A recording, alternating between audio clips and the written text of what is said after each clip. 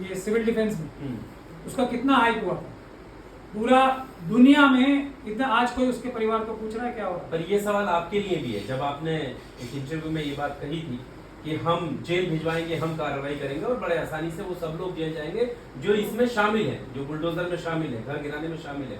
तो आप क्या आगे क्या होने वाला है, क्या वाकई ये सब कुछ होने वाला है, कार्रवाई होने वाली है? देखिए, ये सबसे अच्छी बात, आपने सबसे अच्छा सवाल मुझसे किया।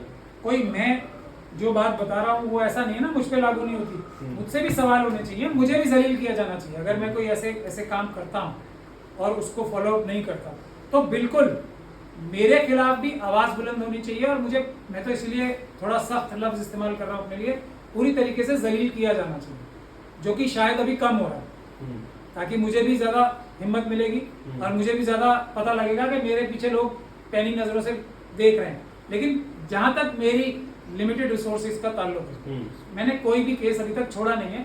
और जब आप मुझे जलील करोगे तो मैं आपको एग्जांपल देके बताऊंगा भी कि आप बताओ किस केस को मैंने फॉलो अप नहीं किया। तो एक अच्छी बात ये भी है इसमें कि आप बताओ मैंने किस केस को फॉलो नहीं किया। जो मैंने लिया दिल्ली दंगों के लिए, मेरे ऑफिस में रेड हुई, मेरे पास कितने भी जुल्म हो गए, सब तरीके से बर्बाद कर दिया मैंने छोड़ा। करबला के लिए, जोरबाग के लिए अहमद पटेल साहब ने पूरी सरकार की ताकत लगा के मुझे बर्बाद कर दिया, मैंने छोड़ा। तो आप बताओ, इजरायली एम्बेसी बॉम्ब ब्लास्ट का केस था, वो छोड़ा। सैकड़ों लोग, ये जमीयतें और जितनी भी हमारी तंजीमें हैं, एक टाइम तो ऐसा था ना, मुझे 50-50 हज़ार और 1-1 लाख की गैदरिंग में ले जाके मुझे अपना कायद बताते थे। मैंने कोई भी केस छोड़ा? क्या डिमोलिशन के एतबार से कोई केस है आपके हाथ में कुछ? मैं बता रहा हूँ ना, बंगाली मार्केट में मुझे किसने छोड़ा? मैंने उन्हें नहीं छोड़ा, वहीं से वक्फ बोर्ड के लोग आए और मुझे वकील हटाया वहां से। वही सबसे बड़ी परेशानी की बात है। दिल्ली दंगों में जो लोग मेरे पर एतमाद रख के साथ रहे, आज भी एक एफआईआर पुलिस के खिलाफ हुई, आज अभी उसका ऑर्डर आने वाला है, मैं शेयर करूंगा प्रेस से उसके। तो हमने सभी लोगों की बेल करा ली, मां सिवाय एक की जो यूएपीए में हमारे पास क्लाइंट है। बाकी सब लोगों की, हमारे सब क्लाइंट्स की बेल हो चुकी। और हम वापस पुलिस के ऊपर और जो बीजेपी और आरएसएस के कार्यकर्ता हैं उनके ऊपर मुकदमे करो, ये है बुनियादी बात। आपने जैसे छतरपुर की बात आपके सामने अभी इंटरव्यू हुआ, वो एक सवाल मुझसे बनता है, लेकिन मैं हर बार ये बताता हूँ, वकील की एक बड़ी मजबूरी ये होती है कि भाषण देने के लिए अगर किसी को फायदा होता है तो मैं अच्छे से अच्छा भाषण मैं भी दे सकता हूँ, मैंने आपके माध्यम से एक बात रखी भी अपनी। लेकिन अगर वहां के लोग मेरे पास आके मुझे अपना वकील नियुक्त कर देंगे, फिर देखिए कि हम उसको फॉलो अप अपनी पूरी ताकत लगा के करते हैं या नहीं करते हैं। अगर हम वो फॉलो अप ना करें तब हम मुस्तहिक हैं, हमसे सवाल भी किए जाएं, हमें बुरा भला भी बोला जाए और हमें एकदम कान पकड़ के सीधा करने की भी ताकत आवाम के हाथ में रहे। ये मैं अपने लिए भी कह रहा हूँ और सभी के लिए कहना चाहता हूँ कि किया क्या। अब मैं मुझसे लोग पूछे सवाल कि बाबरी मस्जिद का केस पर्सनल लॉ बोर्ड ने किया, जमीयतों ने किया, उनसे उनके बारे में सवाल नहीं करता था, क्यों हारे? अभी जो ऐवान गालिब में मीटिंग हुई थी, जस्टिस अंसारी साहब ने एक बहुत अच्छी बात कही कि ये सारे केस हार क्यों जाते हैं। इतनी बड़ी बड़ी तंजीमें हैं, उनके पास अनलिमिटेड रिसोर्सेज हैं, हार क्यों जाते हैं? एक केस मैं कर रहा हूँ, उसका जवाब दे मैं हूँ और मैंने उसमें किसी से एक पैसा नहीं लिया। जो कुछ खर्च हो रहा है अभी आज की तारीख में हमारे पास से, या जो उनकी कमेटी है मथुरा मस्जिद, जो शाही ईदगाह मस्जिद, उनके पास से खर्च हो रहा है और बाकी सब मेजर पोर्शन मेरे पास से खर्च हो रहा है। तो मैंने किसी से एक पैसा लिया, लेकिन उसमें हम पूरी मजबूती के साथ, उसमें मैं आंसरेबल हूँ। मुझसे आके पब्लिक सवाल करे, लेकिन क्योंकि वहां कोई बड़ा हादसा नहीं हो पा रहा है और अल्लाह बचा के रखा है उसमें से, तो कोई वो पब्लिक डोमेन में आता ही नहीं। हाँ, काशी में बड़ा हादसा हो गया तो सब लोगों का ध्यान वहां रहता है। तो जहाँ हिफाजतें चल रही है ठीक से, उसके बारे में भी पब्लिसिटी भी होनी चाहिए और लोगों का ध्यान भी होना चाहिए, क्योंकि हमारा ऑफिस भी एक अकेला ऑफिस, उसको भी मदद की जरूरत है, उसको भी वर्किंग हैंड्स की जरूरत है। उसके लिए मेरा साथ कौन देता है? मैं भी, ये जो इतने बड़े बड़े लोग हैं हमारे, उनसे भी मैं सवाल करता हूँ कि मेरा साथ किस किसने दिया, वो भी आके बताएं, मुझसे सवाल भी करें और मेरा सवाल भी सुने भी कि मेरा कोई साथ नहीं दे रहा। पर अभी अगर ये मामला आपके उसमें आता है तो जो बातें आपने की है या जो कर रहे हैं वीडियो के माध्यम से, आपको क्या लगता है किस तरह की कार्रवाई हो सकती है? क्या कुछ इस मसले पे हो सकता है? कहाँ जाने की जरूरत है? मैंने पहले भी बताया और उस रास्ते में मुझे उम्मीद है बहुत जल्दी मेरे पास लोग आ भी जाएंगे वहाँ के, क्योंकि कुछ लोग रास्ते में हैं वहाँ से। उसके बाद वही होगा जो मैंने आपके पुराने इंटरव्यू में बताया था, ये गैर कानूनी तरीके से अपराध करके बिल्डिंग तोड़ी गई है। हाँ। तो उसके लिए उनके खिलाफ वापस मुकदमे भी होंगे, उनके खिलाफ वो मुकदमे होंगे, इन्वेस्टिगेशन भी होगी, वो जेल भी जाएंगे, और अपने जाती पैसों से, अपनी जाती जेब से जो ये नुकसान किया है करोड़ों रुपए का, उसका हर जाना भी देंगे। वो बिल्डिंग वापस वैसी की वैसी बना के खड़ी भी, तामीर करा के भी। पर ये कोई एक जगह का तो मामला है नहीं, ना सिर्फ एक राज्य का है, इस हिसाब से तो अलग अलग मुख्यमंत्री, उनका प्रशासन, तो बहुत सारे। इसीलिए क्या मैं आपको क्या कह रहा हूँ, हाँ।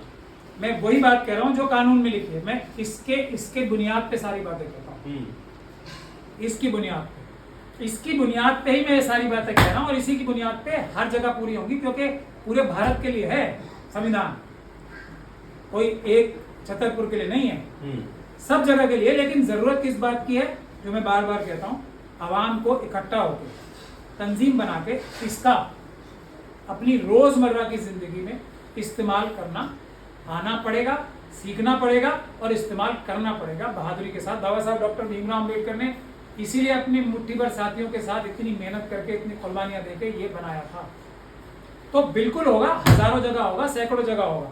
और अगर आप हजारों सैकड़ों जगह की तो बात ही भूल जाइए, सिर्फ हम 50 जगह ऐसा करा दें तो फिर किसी की जरूरत नहीं होगी संविधान और कानून तोड़ के किसी के घर पे बुलडोजर तो क्या, टेढ़ी नजर करके भी देख ले, चाहे कितने भी बड़ा अधिकारी हो, कितना भी बड़ा पुलिस ऑफिसर हो, कितना भी बड़ा वर्दीधारी गुंडा क्यों ना हो। अभी ये मामला सुप्रीम कोर्ट में पहुंचा है और 2 तारीख को सुनवाई होनी है एक संस्था के द्वारा, क्या लगता है इसको? मैं वही बात कह रहा हूँ। हाँ।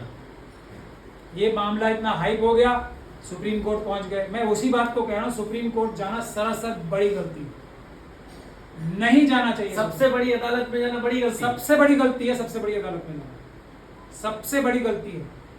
इसमें तंजीमों को फायदा हो सकता है, जिसका घर टूट गया उसको कोई फायदा नहीं, जिनके घर आज तक टूट गए उनको, कोई ये पहला घर नहीं टूटा है ना। क्यों फायदा नहीं होगा, थोड़ा बताएंगे विस्तार? कुछ नहीं होगा, मैं बता रहा हूँ ना। हाँ। कुछ भी नहीं होगा। उत्तराखंड में जो निचली अदालतें फैसला देंगी, क्या सुप्रीम कोर्ट नहीं दे सकता? जो आप कह रहे हैं कि मुआवजा वापस या घर वापस, सबसे ऊंची अदालत में जाना ही नहीं चाहिए, डायरेक्ट तो बिल्कुल नहीं जाना चाहिए। उससे सिर्फ उस आदमी का भला हो सकता है। मैं भी देखिए, जो ईवीएम की इतनी बड़ी लंबी लड़ाई लड़ी है, किस तरीके से, कितनी मेहनत करके, कितने सबूत जुटा कर, मुझे महीनों लग गए सबूत जुटाने के लिए, तब मैं पहुंचा। तब भी मेरी पिटीशन डिसमिस हुई, लेकिन सुप्रीम कोर्ट ने कम से कम मुझे एक ही 42 केसेस में से एक केस है जो सिर्फ इतना बचा है कि हमें लिबर्टी दी है कि तुम दूसरी अदालतों में जाके अपनी बात रखो और वहां से अपना रिलीफ लो। लेकिन इसके अलावा आप मुझे एक केस बता दीजिए, कौन से केस में कितनी रिलीफ आई है और उससे जमीन पे कितना फायदा हुआ। तरीका यही है, नीचे से ऊपर जाया जाता है ना, ऊपर से नीचे।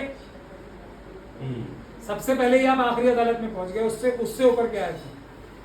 तो इससे तो एक नाउम्मीदी आएगी ना, लोगों के अंदर लगेगा कि देखिए, तो बैकफुट पे लेके जाने की बात करें, अभी लोगों का लगता है कि नहीं सुप्रीम कोर्ट मामला है तो नहीं, मैं तो यही कह रहा हूँ ना, सुप्रीम कोर्ट के संज्ञान लेने से सुप्रीम कोर्ट में कितनी पिटीशंस और कितने सैकड़ों करोड़ रुपए खर्च किए जा चुके हैं इन्हीं सब मसलों के बारे में। रिलीफ क्या है? रोज मॉब लिंचिंग हो रही है, शेड्यूल कास्ट कम्युनिटी की भी हो रही है, मुस्लिम समाज की भी हो रही है, और ट्राइबल्स की भी हो रही है। मॉब लिंचिंग हो रही है, रेप हो रहे हैं, आत्महत्याएं हो रही हैं, ट्रेनों में गाड़ियां नोची जा रही हैं, बच्चों को एक स्कूल में पानी पीने के लिए मारा जा रहा है। एक शेड्यूल कास्ट कम्युनिटी की महिला ने अगर खाना बना दिया तो उसका बाइकआउट, उसको नौकरी से निकाला जा रहा है। ये रोज तो हो रहा है, घोड़ी चढ़ने पे नौकरी से निकाला जा रहा है।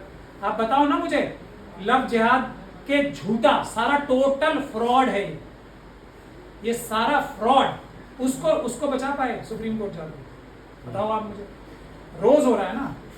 अभी आज भी मैं एक वीडियो देख रहा था, किसी की पिटाई हो रही थी, लोग वीडियो बना रहे थे। क्या फायदा हो रहा है सुप्रीम कोर्ट जाके? मैं पूछ सकता हूँ।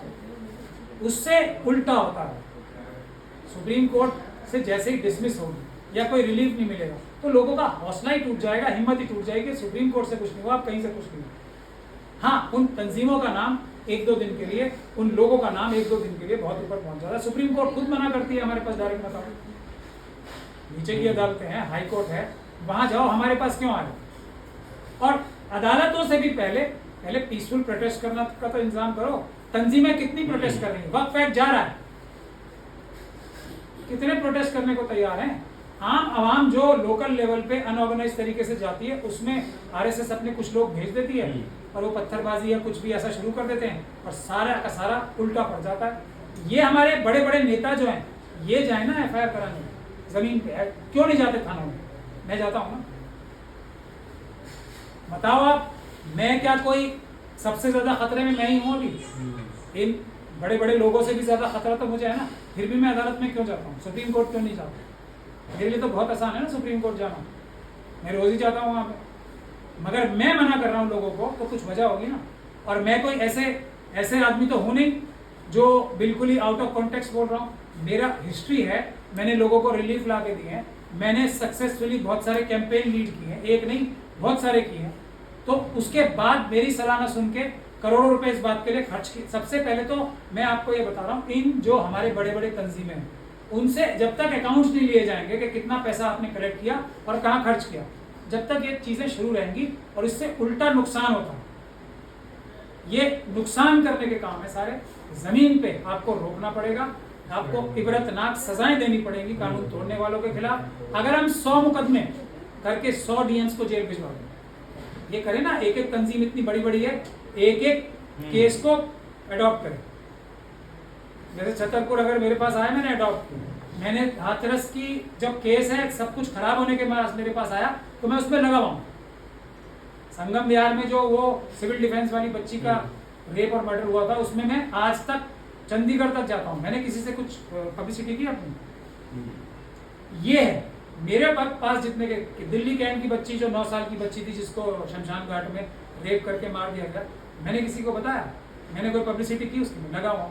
कुलदीप सेंगर वाले केस में सब कुछ खराब होने के पास मेरे पास आया था, दिन रात एक करके मैं उसमें लगा हूं।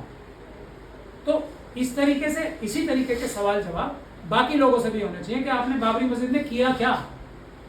ये जब तक ये सवालत नहीं होंगे, इसीलिए मैंने आपकी तारीफ भी की कि आपने मुझसे सवाल पूछा, तो मेरे पास जवाब देने के लिए कुछ है तो मैं बता पाया। वरना मेरे साथ भी वही होना चाहिए जो मैं दूसरे लोगों के लिए कह रहा हूँ। चलिए, वो शुक्रिया हमारे साथ बात करने के लिए। तो सवाल यही है